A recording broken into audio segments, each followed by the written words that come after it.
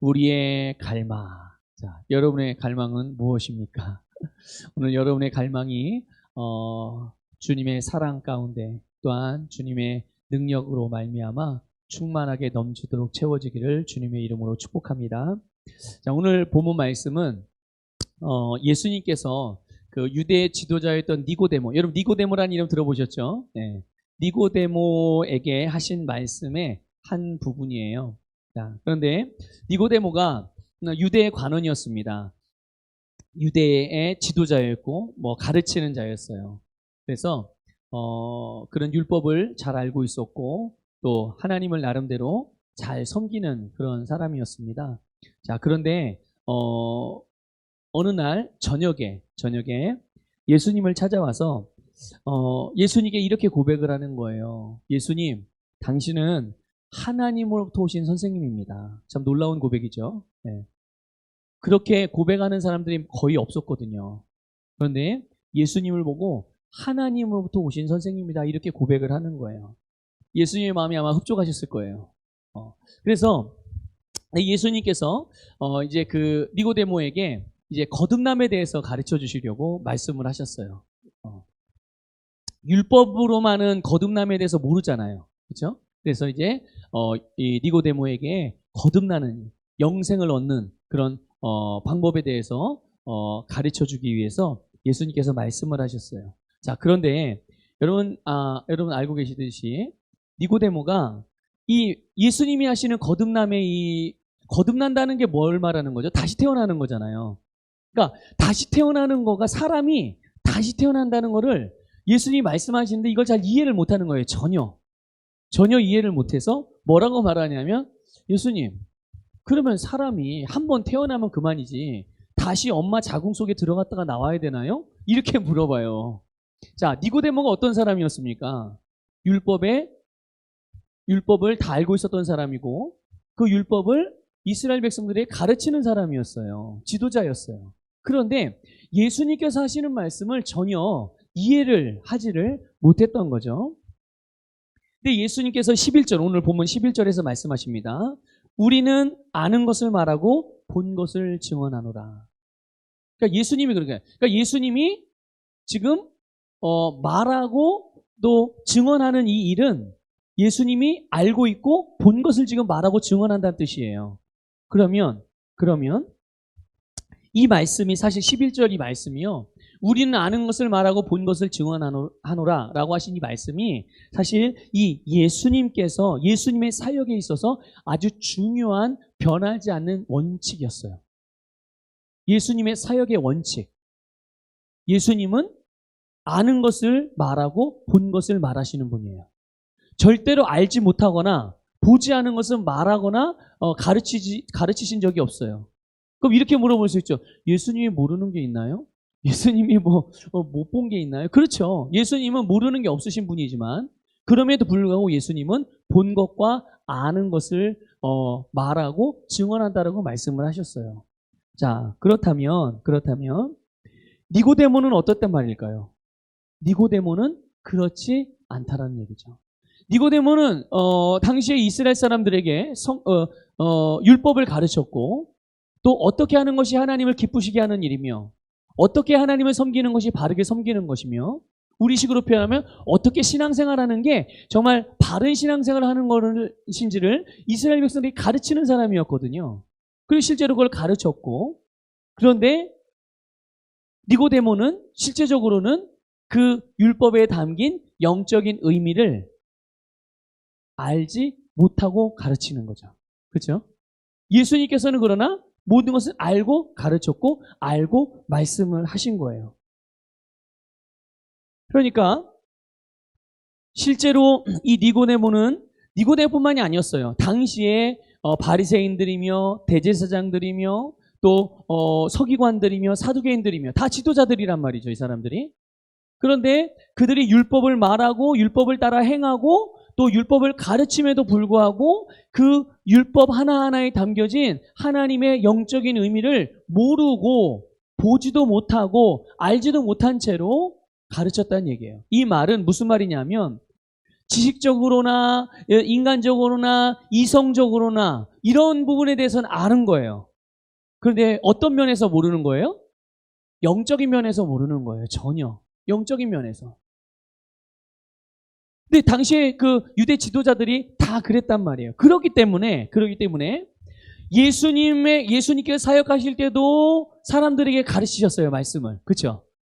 유대 지도자들도 니고데모를 포함해서 유대 지도자들도 사람들에게 말씀을 똑같이 가르쳤어요. 그런데 나타나는 능력과 영향력은 완전히 달랐어요. 오죽했으면 사람들이 그렇게 표현했겠어요. 내가 들어보지도 못했고 도대체 예수님이 가르치시고 예수님이 뭔가 말씀하시고 예수님 통해 나타나는 능력을 보면서 이런 능력이 어디서, 이런 가르침을 도대체 어디서 배웠고 어디로부터 왔는지 사람들이 깜짝 놀라는 거죠. 이제까지 자기들이 그런 선생님들을 만나본 적이 없는 거예요. 이제까지. 평생을 살면서도. 그렇게 많이 율법을 배웠고 하나님의 말씀을 배웠음에도 불구하고 또 그렇게 열심히 신앙생활에 대한 가르침을 받고 그렇게 신앙생활을 했음에도 불구하고 예수님의 가르침과 예수님의 행하신 일들을 보면서 놀라움을 금치 못했죠. 자, 그러면 이런 차이가 어디서 났을까? 왜 예수님이 가르치시면 정말 탁월한 능력이 나타나고 영향력이 정말 강력하게 나타나고 이제 우리가 그걸 기름 부음이라고 표현하는데 또 그게 은혜의 능력이기도 합니다. 그렇죠? 그런데 왜 니고데모나 이런 유대 지도자들이 말씀을 가르쳤을 때는 그렇게 그 사람들이 놀라워할 만한 그런 지혜로운 또는 능력 있는 그런 영향력들이 나타나지가 왜 않았냐는 거죠. 뭐가 달라요? 무슨 차이냐는 거예요. 여러분, 우리 다시 한번 11절을 보면 너희가 우리의 증언을 받지 아니하는도다 라고 주님께서 말씀하셨어요. 너희가 우리의 증언을 어떻게 한다고요? 받지 아니하는도다. 여러분, 그러니까 지금 수많은 유대 지도자들이 우리가 잘 아는 바리새인, 사두개인, 또 대제사장들, 그렇죠? 이 사람들, 서기관들, 유대의 관원들 대부분이 주님께서 가르치신 말씀을 받지 않는다고 말씀을 하시는 거예요. 자, 그들이 왜 예수님의 말씀을 받지 않았을까요? 이게 바로 이 거듭남에 대한 진리를 말씀하시는 예수님의 말씀, 예수님의 가르침 앞에 니고데모가 반응했던 반응을 보면 우리가 왜 유대 지도자들이 말씀을 받아들이지 않았는가를 우리가 알 수가 있어요. 여러분, 우리가 읽진 않았지만 요한복음 3장 4절 볼게요. 요한복음 3장 4절 같이 읽어보겠습니다. 시작. 니고데모가 이르되 사람이 늙으면 어떻게 날 수 있사옵나이까? 두 번째 모태에 들어갔다가 날 수 있사옵나이까? 이렇게 말하고 있어요. 네. 자, 주님께서는 지금 그러니까 하나님의 말씀을 가지고 영적으로 말씀을 하는 거예요. 영적인 메시지를 전달하는 거예요. 자, 그런데 니고데모는 이 영적인 메시지를 어떤 사고방식 안에서 받아들이고 있는 거예요? 세상적이고 육신적이고 혼적이고 감각적인 그런 사고방식 안에서 예수님의 말씀을 이해해 보려고 애쓰고 노력하는 거죠. 그러니까 이런 거예요. 말씀을 막 깨달아 보려고 열심히 노력해요. 여러분, 말씀은 깨달아 보려고 노력한다고 깨달아지는 게 아닙니다. 그런 노력은 멈추세요. 앞으로도 그런 노력은 하지 마세요. 차라리 그렇게 노력할 바에는 그런 노력하지 마시고 성령님의 계시를 기다리십시오. 사모하고. 지혜와 계시의 영이 우리에게 역사할 때 성령님이, 내 안에 계신 성령님이 말씀에 대하여 알게 하실 때 우리는 말씀을 깨닫게 되는 것이지, 내 지혜로 머리를 굴려가지고 이해력을 가지고 막 이해해 보려고 노력하고 애쓰는 거 가지고 주님의 영적인 진리를 모른다니까요. 문법은 알 수 있죠. 시제도 알 수 있죠. 논리적인 어떤 그런 배열이나 이런 것들은 알 수 있죠. 그런데 이 말씀에 담긴 영적인 의미는 성령님의 계시가 아니고는 알 수가 없거든요. 그럼 가만히만 있으면 되나요? 그게 아니라 하나님의 말씀, 이 영적인 진리를 진정으로 깨닫기를 원하는 마음으로 성령님의 도움을 구하면 성령님께서 우리에게 말씀에 대한 계시해 주세요. 왜 성령이 말씀에 대한 계시를 주신 줄 아십니까? 성령을 기록하게 하신 분이 누구예요? 성령님이에요. 성경이 하나님의 감동으로 되어진 거예요. 이 하나님의 감동이라는 말이 성령이라는 말이에요. 성령님의 인도함을 따라서 기록자들이 기록을 한 것이고, 근데 기록자들이 지 마음대로 했겠어요? 아니에요. 성령님이 주신 생각과 마음을 가지고 기록을 했단 말이죠. 그러면 성령님이 그들에게 이 성경의 표현들 하나하나, 문장 하나하나를 감동하셔서 기록하게 하셨다면 거기에는 분명한 의도가 있을 거 아니에요. 의미가 있는 것이겠죠. 우리에게 전달하고자 하시는 성령님의 의도. 누가 제일 잘 알겠어요, 그 의도를? 기록자가 제일 잘 알죠. 저자가 제일 잘 알죠. 그러니까 우리가 성령님께 말씀에 대한 주님의 뜻을 알게 해주십시오라고 사모하는 마음으로 구하면 성경을 기록하신 성령님이 성경을 읽고 듣고 배우는 내게 알게 해주시는 거예요. 네. 그러니까 니고데모를 비롯해서 많은 유대 지도자들이 영적인 말씀을 가르침에도 불구하고 그것을 육신적이고 세상적인 사고방식으로 받아들였어요. 그러니까 보세요. 왜 그러면 이들이 세상적이고 육신적인 사고방식으로 말씀을 받아들였을까요? 이게 오늘 여러분 오늘 말씀의 핵심이에요. 왜 그들이 말씀은 영적인 거잖아요. 그렇죠? 근데 왜 영적인 말씀을 세상적이고 육신적으로 받아들이냐는 거예요. 말씀은 영적이라는 걸 아는데도 왜 그랬느냐? 그것은 다른 게 아니라 그들의 마음을 가득 채우고 있는 것이 무엇이냐는 거예요. 니고데모의 마음을 가득 채우고 있었던 것. 다시 말하면 그들의 갈망하는 바. 바리새인들의 마음을 가득 채우고 있었던 것. 사두개인들의 마음을 가득 채우고 있었던 것. 그들 안에 가득 차 있는 마음. 그 내용이 어떤 것이었냐는 것이죠. 자기 자신의 삶의 무게중심을 어디에 두고 있느냐? 그게 어디에 두고 있었겠습니까? 바로 세상이며 육신의 것이며 자연적인 것이었기 때문에, 그랬기 때문에 영적인 말씀이 들어와도 그것을 자연적이고 세상적인 그런 원리로 받아들이고 이해해 보려고 하니 말씀이 이해가 안 되니까 받아들여지지 않고, 받아들여지지 않으니 어떻게 해요? 믿음이 역사할 수가 없는 거죠. 여러분, 돈이 많으면 하나님께 복 받은 것이고, 돈이 없어서 가난해지는 것 같으면 하나님께 복을 못 받은 것이고, 그렇습니까? 여러분, 그런데 실제로 그렇게 생각 많이 하잖아요. 그렇죠? 그래서 신앙생활 하다가 이제 주님의 은혜로 이제 물질적으로 부유한 성도님, 우리가 아는 집사님 한 분이 부유하게 됐어요. 하나님의 은혜로, 도우심으로. 그럼 아이고, 하나님이 복 주셔서 부자가 됐구나, 부유하게 됐구나. 우리 그렇게 축복하지 않습니까? 그런데 신앙생활 같이 하는 우리 성도 중에 하나가 어느 한때 물질적인 어려움을 겪어요. 근데 그들에 대해서는 우리가 어떻게 생각합니까? 아이고, 복을 못 받았네. 복 받아야 되는데. 그래야 부자 되는데. 여러분 혹시 그렇게 생각하지 않나요? 여러분,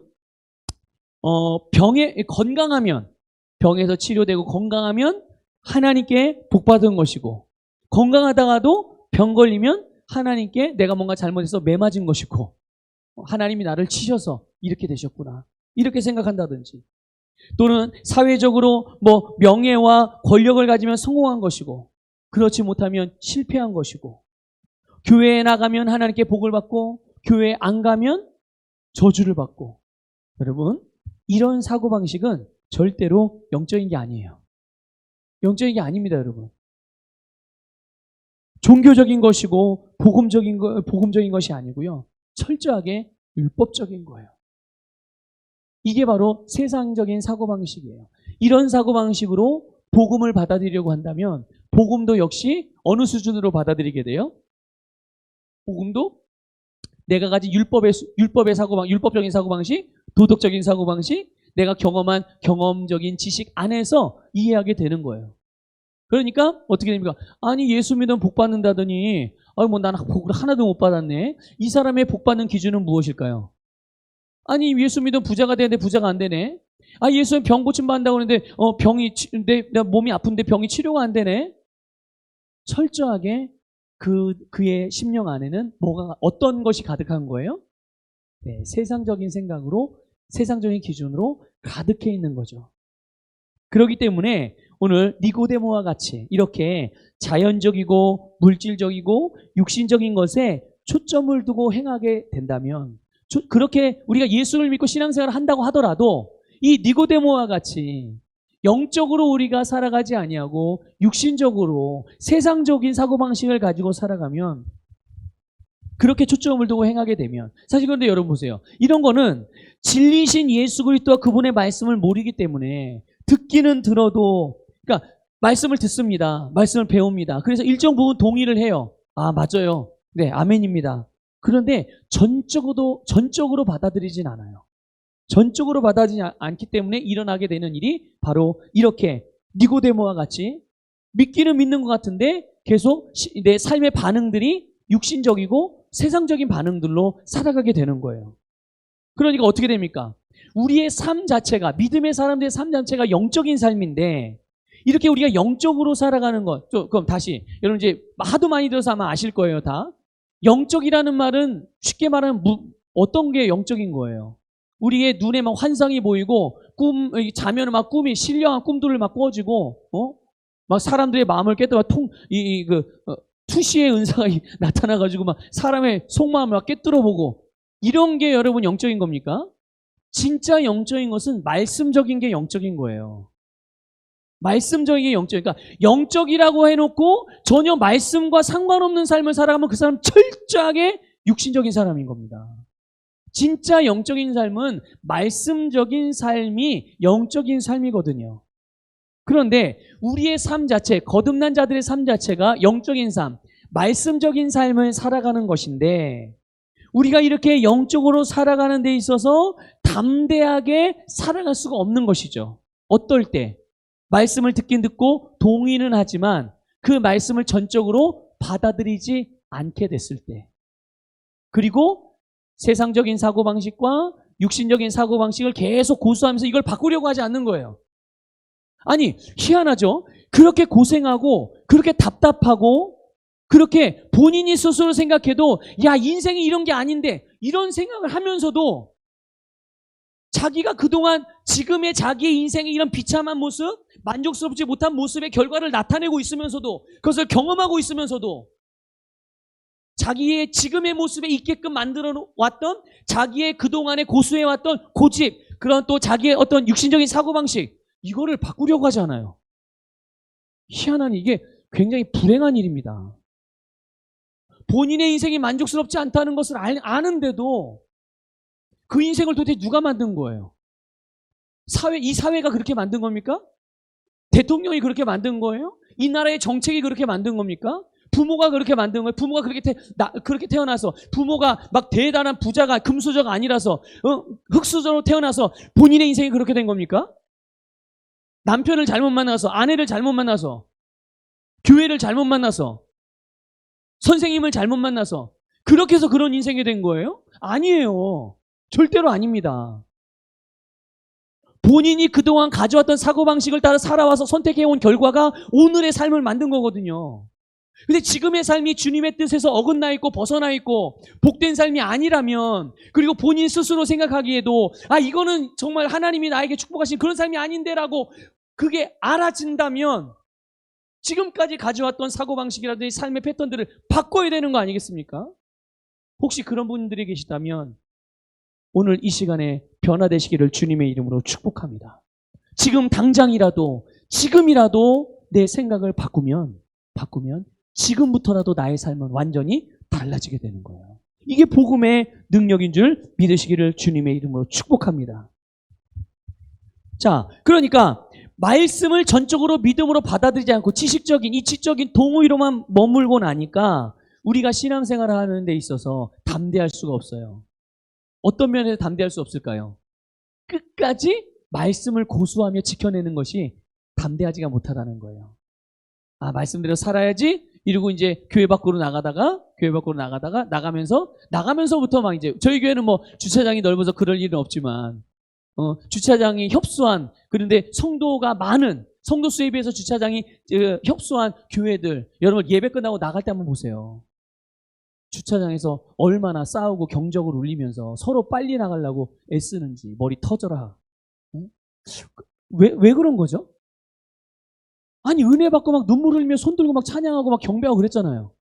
그 은혜가 운전대를 잡으면 싹 사라지나요? 예배 딱 끝나면은 은혜가 끝나요?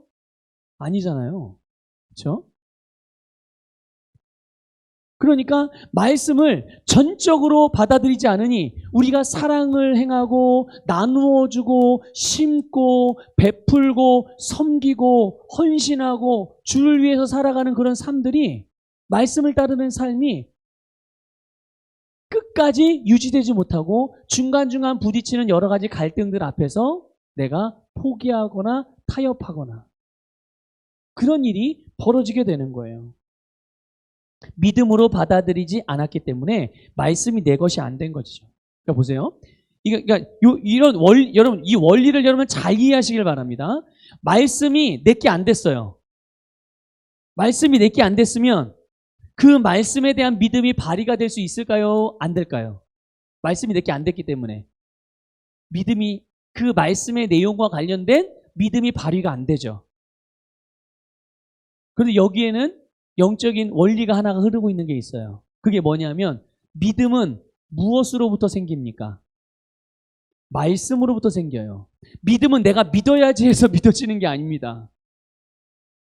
진짜 성경에서 말하는 믿음은 영혼을 구원하고 삶을 구원하고 우리의 삶을 예수 그리스도와 같이 능력 있는 삶을 살아갈 수 있게 만들어주는 그 믿음. 그 믿음은 내가 믿어야지 결심으로 나오는 그런 인간적인 확신, 신뢰가 아니에요. 성경에서 말하는 구원하는 믿음은 말씀으로부터 나는 믿음이에요. 그러니까 믿음을 생산해내는 말씀이 내 안에서 내게 안 되고 없어. 그러니까 믿음이 나타날 수 있겠어요, 없겠어요?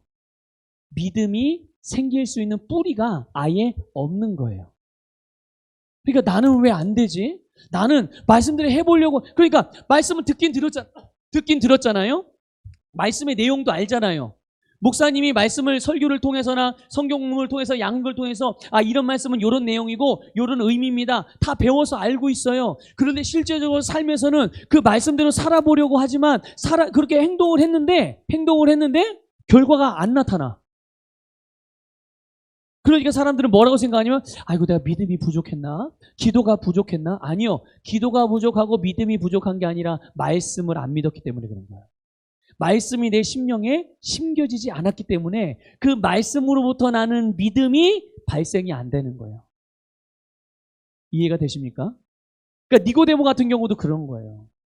니고데모를 비롯해서 바리새인들과 유대 지도자들이 그 말씀을 율법을 지적으로만 배우고 이해하고 전통적으로 어쨌든 부모, 할아버지, 할머니 또는 그 이상 그 믿음의 조상 대대로 내려왔던 믿음의 전통 그 안에서 그 믿음의 신앙생활의 전통 또 말씀을 가르치는 가르침의 전통 안에서 그냥 습득만 한 것이지 그것에 대한 영적인 원리를 알지 못하고 심겨지지 않아서 믿음이 없으니 말씀을 지키기는 지키는데 그 말씀이 의미하는 바가 뭔지를 모르고 지키는 거예요.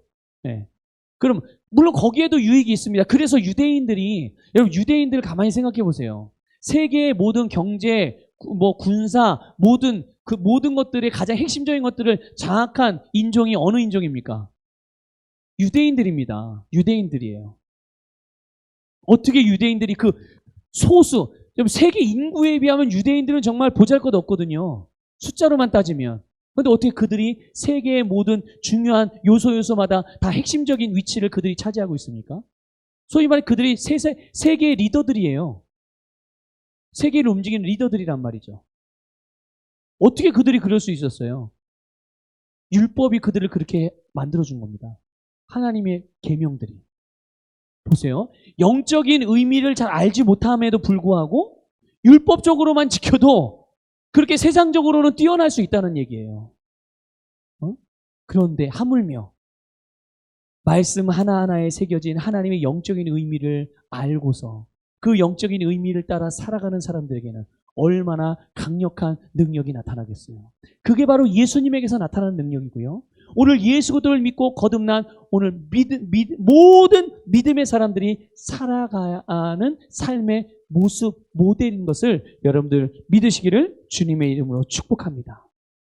그러니까 우리가 어떤 말씀의 내용을 말하거나 그렇게 행동을 할 수는 있어도 이렇게 말씀을 전적으로 믿음으로 받아들이지 않고 그냥 머리로만 아멘 아멘 하는 이런 수준이라면 그거는 철저하게 종교적인 수준이고 율법적인 수준이 그 안에서 행하는 것이기 때문에 예수님에게서와 같은 능력이 나타나기가 어려운 거예요.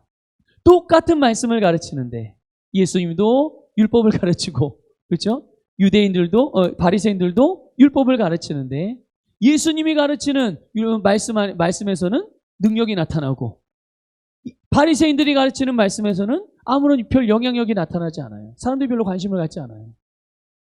그런 차이는 다른 것이 아니라 바로 보고 들은 것, 아는 것의 차이라는 것을 믿으시기를 축복합니다. 무엇을요? 바로 주님의 말씀에 대한 진리, 영적인 진리. 그러니까 우리 마음, 우리 중심이 중요한 거예요. 예수님께서 12절에서 오늘 보면 12절에서 땅의 것과 하늘의 것에 대해서 이렇게 그런 표현들을 하셨어요. 여러분 사도 바울이 우리가 무엇을 주목하고 살아가야 되는지, 우리가 무엇에 어디에 우리의 삶의 무게중심을 두고 살아가야 되는지 예수님과 똑같은 생각과 마음으로 말씀을 기록한 부분이 있어요. 물론 모든 서신서들이 다 그렇지만 특별히 우리가 좀 이해하기 쉽게 분명하게 나타내고 있는 부분들을 좀 보겠습니다. 골로새서 3장 2절, 골로새서 3장 2절 말씀 볼게요. 시작. 위의 것을 생각하고 땅의 것을 생각하지 말라. 자, 우리가 생각해야 할 바가 뭐예요? 위의 것, 위에는 어디를 말하는 거죠? 하늘, 구름터 있는 하늘을 말하는 것입니까? 아니요, 영적인 걸 말하는 거예요. 영원한 것, 하나님에게 속한 것, 하나님의 나라의 것들을 말하는 것입니다. 자, 고린도후서 4장 18절을 볼게요. 고린도후서 4장 18절 같이 읽습니다. 시작. 우리가 주목하는 것은 보이는 것이 아니요 보이지 않는 것이니 보이는 것은 잠깐이요 보이지 않는 것은 영원함이라. 아멘. 자, 위의 것, 보이지 않는 것, 이거는 영원한 것입니다. 바로 이 영원한 것, 하늘의 것이 우리가 주목하고 바라보아야 하는 것이에요. 여러분, 무엇을 바라보며 살아가십니까? 무엇을 바라보며 사업을 운영하시며, 무엇을 바라보며 직장 생활을 하시며, 무엇을 바라보며 학교를 다니고, 무엇을 바라보며 여러분의 일들을 하며, 무엇을 바라보며 자녀를 양육하고, 무엇을 바라보며 여러분 사명을 감당하십니까? 무엇을 바라보며 여러분의 삶을 살아가고 계십니까? 우리가 예수 그리스도를 믿고 거듭났을 때 우리는 하나님 나라의 백성이 됐습니다. 이제 하나님의 나라가 내 집이에요. 믿습니까? 네. 하나님 나라가 우리 한번 고백할까요? 하나님의 나라가 나의 집입니다. 네. 여러분, 하나님의 나라가 우리의 집이에요. 우리의 집이에요. 그렇기 때문에 거듭난 우리가 비록 이 세상에 우리가 살아가고 있지만 우리가 하나님 나라의 백성이고 내 집이 하나님의 나라인데 그렇다면 그 하나님 나라의 법에 익숙해져야 되지 않겠습니까? 그렇죠? 하나님 나라의 법에 내가 아주 그냥 아주 자연스러워져야 되는 거예요. 다른 말로 말하면 우리의 심령에 항상 하나님의 나라가 임했음을 인식하고 살아가야 된다는 얘기예요. 내 안에 뭐가 임했다고요? 하나님의 나라가. 내가 오른쪽으로 가도 하나님의 나라가 어디 있어요? 오른쪽으로 나와 같이 가고. 내가 왼쪽으로 가도 하나님의 나라가 나와 함께 왼쪽으로 가고. 그러니까 내가 살아가는 삶이 지금 무슨 삶이에요? 어느 나라 삶을 살아가고 있는 거예요? 내가 두 발을 육신을 디디고 살아가는 삶의 터전은 이 세상이지만 내가 실제로 진짜 살아가고 있는 삶은 하나님 나라의 삶을 살아가고 있는 거거든요. 그래서 하나님의 나라를 우리 마음에 두고 살아가는 사람들에게는 정말 하나님의 나라가 죽어서 가는 그런 앞으로 가야 되는 그런 나라가 아니라 실제가 되어지는 거예요. 하나님의 나라가 우리의 삶에서. 그러니까 내가 이거를 인식하면 인식할수록 내 삶에서 하나님의 나라가 더 풍성하게 나타나게 되겠죠. 그렇죠? 자, 여러분 한번 봅시다. 하나님의 나라는 어떤 나라입니까? 하나님의 나라는 모든 것이 풍성한 나라예요. 하나님의 나라는 모자란 게 없어요. 결핍, 궁핍이 없어요. 그러니까 달라고 하는 게 있을까요? 없을까요? 달라고 하는 게 없어요. 하나님의 나라는 다 뭐 하는 거예요? 다 주는 거예요. 하도 많으니까. 하도 많으니까 넘치니까 다 주는 거예요. 자, 우리는 비록 육신은 이 세상을 살아가고 있지만 우리는 하나님 나라의 백성이니 이 하나님 나라의 원리가 하나님 나라의 법이 어떤 법입니까? 주는 법이에요. 섬기는 법이에요. 아, 나는 하나님의 나라의 삶을 살아가고 있지. 나는 하나님 나라에 제한 없고 부족함이 없는 풍성한 삶을 지금 나는 살아가고 있지. 그러니까 항상 내 삶의 태도와 중심은 어떤 태도와 중심을 가지겠습니까? 이 하나님의 나라에 대하여 풍성함을 인식한다면 어디 가서 내가 뭔가 필요가 있을 때 좀 도와주세요. 좀 꿔주세요. 좀 주세요. 더 얻기를 바라는 게 아니라 뭐 하고 다니겠어요? 주고 다니겠죠. 여기에 상처받아 마음 아픈 사람이 있으면 내가 사랑의 위로를 나눠주고 여기에서 먹을 것이 없어서 배고파하는 사람이 있으면 내가 먹을 것을 가져다가 그들의 배를 부를 수 있도록 만족할 수 있도록 채워주고 그렇죠? 어떤 사람이 뭔가를 하려고 하는데 그 일에 대해 잘 알지 못하고 또 그 일에 대해서 미숙해. 보니까 저 사람 내가 도와주면 저거를 잘 할 수 있겠다. 잘 배워서 성공적인 삶을 살아갈 수 있겠다. 그러면 가서 내가 가지고 있는 재능을 가지고 그를 도와서 그가 그렇게 살아갈 수 있도록 성공하는 삶을 살 수 있도록 나눠주는 거죠. 그게 바로 하나님 나라의 삶이고 그러니까 보세요. 내가 하나님의 나라를 살아가고 있어. 그 하나님의 나라는 풍성한 나라야. 주는 나라야. 그러니까 실제로 내가 살아가는 이 세상의 삶이 어떤 삶일까요? 실제로 주고 섬기는 삶이 되겠죠. 나타나는 거잖아요. 뭐가 나타나고 있는 거예요, 지금 내 삶에서? 하나님의 나라가 나타나고 있는 거예요. 그러면 내가 주면 어떻게 될까요? 내가 2개 있던 것 중에 하나를 줬어요? 자, 그러면 나에게는 몇 개가 남을까요? 하나가 남겠죠. 이게 바로 세상적인 원리 안에서 생각되어지는, 계산되어지는 계산이에요. 그러나 하나님 나라는 1개를 주면 30개가 남고 또 1개를 주면 60개가 남고 1개를 주면 100개가 남고 주면 줄수록 어떻게 돼요? 더 부유해지고 더 풍성해지는 것이 하나님 나라의 원리거든요.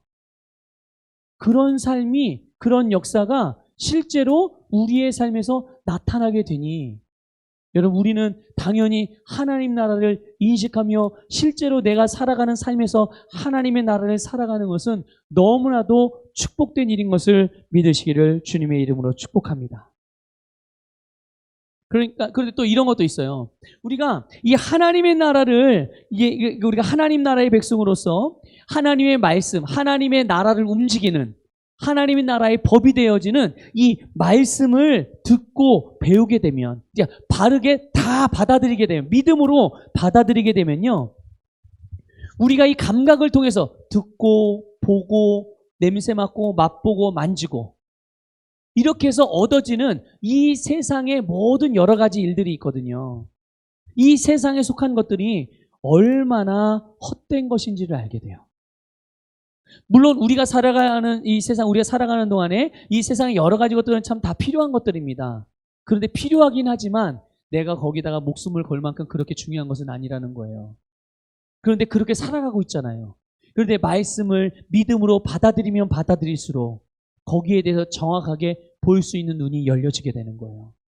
그래서 말씀을 믿는 자들, 믿음으로 받아들이는 자들, 하나님의 나라를 살아가는 사람들은요, 이 세상의 것에, 세상에 속한 것에 연연해야 하잖아요. 세상의 것을 10분 활용하여서 정말 가장 값지게 사용할 줄은 압니다. 그러나 연연해야 하지 않는 거예요. 집착하지 않는 거예요. 세상 일 때문에 근심하거나 염려하거나 초조해하거나 불안해하거나 두려워하지 않는다는 말입니다. 그러니 헛된 것을 이거 하는 거는 헛된 일이야, 낭비하는 일이야 라는 것을 아는데 거기에다가 헛심을 쓰겠어요? 여러분의 인생을 낭비하겠습니까? 절대로 그렇지 않죠. 여러분, 말씀을 아는 것이 하나님의 나라를 인식하는 것이 이렇게 중요한 거예요. 말씀을 우리가 믿음으로 받아들이고 우리가 하나님의 나라의 삶을 살아가는 것을 인식하고 살아가면 우리는 우리의 인생을 최대한 절약하고 효율적으로 살아갈 수가 있어요. 절대로 우리의 인생을 어느 허투루 낭비하는 일이 없게 되는 줄 믿습니다. 여러분, 하나님의 보세요. 예수님께서 바로 이렇게 살아가신 거예요. 예수님께서 이 땅에서 바로 이렇게 행하신 것입니다. 그러니까 예수님은 자기가 아는 것과 본 것을 행하고 살아가셨어요. 자기가 아는 것과 본 것. 그럼 예수님께서 알고 본 것, 그게 뭐예요? 그분 안에 있는 하나님의 나라를 보고 아신 거예요. 예수님께서. 이게 바로 예수님이 실패 없이 항상 승리하며 성공하신 비결이거든요. 오늘 그거를 배우는 여러분이 되시기를 주님의 이름으로 축복합니다. 여러분, 요한복음 6장 38절을 읽어보겠습니다. 시작. 내가 하늘에서 내려온 것은 내 뜻을 행하려 함이 아니요 나를 보내신 이의 뜻을 행하려 함이니라. 아멘. 자, 예수님께서 하늘에서 내려오신 것은 자기의 뜻을 행하시기 위해서예요. 자기를 보내신 분 하나님 아버지의 뜻을 행하기 위해서요. 네, 하나님 아버지의 뜻을 행하기 위해서 오셨다고 말씀하고 있어요. 자, 그런데 이렇게 여러분 한번 생각해 봅시다. 예수님께서 이 땅에 이제 육신의 몸을 입고 태어나셨어요. 예수님에게도 개인의 삶이 있지 않았겠어요? 사적인 삶이 있지 않았겠습니까? 그렇게 본다면 아니, 하나님의 뜻을 따라 행하는 것도 좋은데, 그거 당연히 그렇게 살아가야 되는데, 내 뜻을 요만큼만 좀 내가 좀 하고 싶은 거 하면 안 될까? 그래서 하나님의 뜻을 이렇게 하나님의 뜻대로 행하는 일에 있어서 마음에 부담감을 갖는다든지 또 그것에 대하여 막 억지로 한다든지 막 어쩔 수 없어서 예수님이 그렇게 할 수밖에 없었는가? 그럴까요, 여러분? 예수님께서 아버지 하나님의 뜻을 행하시기 위해서 오셨어요, 이 세상에. 그런데 그 뜻을 행하는 모든 삶에 그 뜻을 행하고 살아가셨는데 자기의 뜻을 행하신 적이 없잖아요, 예수님이. 다 하나님의 뜻을 따라 행하셨어요. 그러니까 예수님이 아니 나도 좀 내 개인적인 삶이 있지 어떻게 맨날 하나님 아버지의 뜻만을 행해. 나도 사적인 생활이 있는데 그러니 하나님의 뜻을 행하는 일에 있어서 부담이라든지 갈등이라든지 억지로라든지 불평이라든지 이런 게 있었을까요? 없었을까요? 없었어요. 하나도 없었어요. 하나도. 오직 아버지 하나님의 뜻을. 근데 여러분, 이 말이 무슨 말이냐면, 아니, 예수님이니까 그렇다고요? 아니에요. 예수님이니까 그런 게 아니라, 여기에서 바로 예수님과 하나님과의 관계의 특징이 나와요. 알 수 있어요. 그게 뭐냐면, 예수님과 하나님과의 관계의 특징, 또 예수님의 그 사역의 특징, 여러 가지가 있겠지만, 여러분이 좀 알기를 원하는 것은 바로 기쁨입니다. 기쁨. 예수님은 하나님 아버지의 뜻을 기뻐하셨어요. 즐거워하셨어요. 그분의 일을 행하는 것을 행복해 하셨습니다. 그래서 주님의 모든 사역은 단 하나도 자신의 개인을 위해서 하신 일이 없음에도 불구하고 사적인 삶이 없어요. 그럼에도 불구하고 예수님은 모든 삶을 기쁨으로 살아내셨다는 것을 깨달으시기를 주님의 이름으로 축복합니다. 그러니까 예수님이 하나님의 일을 행하는 것을 즐기신 거예요. 여러분, 세상에서 가장 무서운 사람이 어떤 사람인 줄 아십니까? 세상에서 가장 무서운 사람이요, 자기가 하는 일을 즐기면서 하는 사람이에요. 그 사람이 제일 무서운 사람이고 그 사람이 진짜 성공하는 사람입니다. 예수님은 하나님 아버지의 일을 즐기신 거예요. 즐기신 거예요. 여러분, 주님의 일을 즐기시기를 축복합니다. 주님의 말씀을 즐기시기를 축복합니다.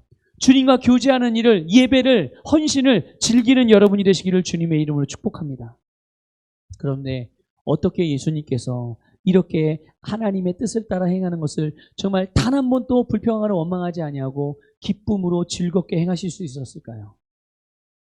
딴 게 아니라 예수님의 생각이 뭐가요? 예수님의 생각이 하나님의 권위에 완전히 복종되었기 때문에 그랬어요. 하나님의 권위에 완전히 복종되으셨던 거예요. 그럼 예수님은 어떻게 해서 하나님의 권위에 완전히 자신의 권리를 다 복종시킬 수 있었을까요? 예수님이 아는 것 한 가지가 있었어요. 그게 뭐냐면 바로 자신의 사역과 자신의 모든 것에 대한 성공이 하나님의 손안에 있다는 것을 아셨어요. 여러분, 여러분의 인생의 성공은 하나님의 손안에 있다는 걸 아시기를 주님의 이름으로 축복합니다. 여러분이 애쓰고 노력하는 거에 달린 게 아니라 하나님의 손에 있어요. 하나님 안에 여러분의 살아갈 수 있는 최고의 영광스러운 삶이 있습니다. 당연히 그것을 아시는데 예수님이 그것을 아시는데 당연히 그것을 가지고 계신 그 권세를 가지고 계신 하나님께 복종하는 건 당연한 거 아니겠습니까? 여러분, 오늘 우리의 모든 삶이 주님 앞에 모든 권리가 또 권위가 복종되어진 은혜가 있기를 주님의 이름으로 축복합니다. 그러니까 예수님은 하나님의 뜻에 자신의 생명까지도 거실 수가 있었던 거예요. 자, 이 부분만 좀 보고 말씀을 좀 마무리하도록 할게요. 자, 요한복음 3장 32절 33절인데요. 이 말씀을 메시지 성경으로 좀 보겠습니다. 이 말씀을 메시지 성경을 읽으니까 몇 가지 그 번역 성경을 가지고 있는데 보니까 이 성경으로 번역된 성경이 우리가 이해하기가 제일 쉽더라고요. 한번 보겠습니다. 같이 읽어보겠습니다. 시작. 그분은 하늘에서 직접 보고 들은 것을 증거로 제시하신다. 이 그분이 누구예요? 예수님을 말씀하시는 거예요. 그분은 하늘에서 직접 보고 들은 것을 증거로 제시하신다. 하지만 아무도 그 같은 사실에 관심을 두지 않는 거예요. 그러니까 지금 예수님은 하나님의 나라를 그리고 거기에서 이루어지는 일을 보고 들은 것을 아는 것을 말씀하는데 세상은 그것을 받아들인다는 거예요? 안 받아들인다는 거예요? 안 받아들이고 거기에는 관심이 없다는 거예요, 다. 왜? 사람들의 마음 가운데 뭐가 충만해서? 세상이 충만하기 때문에요. 그렇죠? 자, 그러나부터 읽겠습니다. 시작. 그러나 그 증거를 면밀히 살펴보는 사람은 하나님이 곧 진리라는 사실에 자기의 무엇을요? 뭘요? 목숨을 걸게 된다. 그러니까 이런 거예요. 여기 좀 전에 읽은 말씀 보면 그 증거를 면밀히 살펴보는 사람. 이게 무슨 말이냐면요. 하나님의 말씀을 믿음으로 그대로 받아들이고 그 말씀이 무슨 의미인가를 영적으로 이게 무엇을 의미하는 것인가를 계속 사모하고 배우고 믿음으로 받아들이는 것을 말하는 거예요. 그런 사람은 어떻게 된다고요? 하나님이 곧 진리구나라는 사실을 알게 되고요. 하나님이 진리라는 사실에 결론이 나면 그래, 하나님이 진리가 맞구나. 여기에 결론이 분명하게 나면 자기의 목숨을 누구에게 건다고요? 진리신 하나님께 건다고요. 믿습니까? 여러분, 왜 예수님이 그토록 십자가에서 정말 견딜 수 없는 고통을 참으면서까지 자신의 목숨을 걸 수 있었을까요? 예수님 안에서 진리에 대한 결론이 나신 거예요. 진리에 대한 결론이 나신 거예요. 놀랍지 않습니까? 예수님께서 보고 들은 것을 말하고 행하실 때 그것을 받아들이는 사람은 하나님이 진리라는 사실에 자기의 목숨을 거는 거예요. 여러분, 예수님의 삶에서 우리가 성경을 읽을 때마다 예수님이 행하신 일을 보고 놀라잖아요. 와, 예수님, 역시 예수님, 이야, 역시 예수님이니까 이런 일을 하지. 이렇게 놀라는데 이렇게 예수님의 삶이나 사역에서 일어난 여러 가지 역사들, 삶의 결과들. 그런데요, 그 내용 하나하나가 실제로는 뭔지 아십니까? 그게 바로 오늘 교회와 우리가 갈망하는 바인 거예요. 예수님의 삶과 사역에서 나타난 결과들, 우리가 부러워하는 것들, 우리가 놀라워하는 것들, 우리가 사모하고자 하는 것들, 그게 바로 오늘 이 시대의 교회와 믿음의 사람들의 갈망이라는 것을 깨달으시기를 주님의 이름으로 축복합니다. 여러분, 예수님의 사역에서 나타난 생명의 역사들, 구원의 역사들로 인해서 사람들이 치유도 받고 또 자유케 되고 구원도 받고 마귀도 이기고 하나님의 뜻이 이루어지고 정말 초자연적인 역사들이 일어나는 일들. 여러분, 이런 일들을 여러분 갈망하십니까? 갈망하십니까? 갈망하셔야 합니다. 이게 하나님 나라의 일이에요. 이게 하나님께서 원하는 일이며 이것이 영적인 일이며 주님의 뜻이거든요. 그래서 우리가 어떤 대가를 치르더라도 반드시 하나님의 뜻에 순종할 때, 하나님의 권위에 복종되어질 때, 주님의 말씀을 있는 그대로 심령으로 받아들일 때, 우리가 갈망하는, 이 시대의 교회가 갈망하는 예수님에게서 나타났던 그 일들이 우리의 삶에서도 동일하게 풍성히 나타나게 될 줄 믿습니다. 오늘 여러분 이제 우리가 잠시 함께 통성으로 기도할 건데요. 기도할 때 여러분 이것들을 갈망하면서 여러분 주님께 구하시길 바랍니다. 그리고 여러분의 삶에 여러 이제 기도 제목들이 있겠지만 그런 기도 제목들 하나하나가 바로 이 예수님에게서 일어났던 놀라운 그 생명의 능력, 구원의 능력으로 말미암아 응답되어지고 이루어지고 나타나지는 그런 역사가 일어나기를 주님의 이름으로 축복합니다.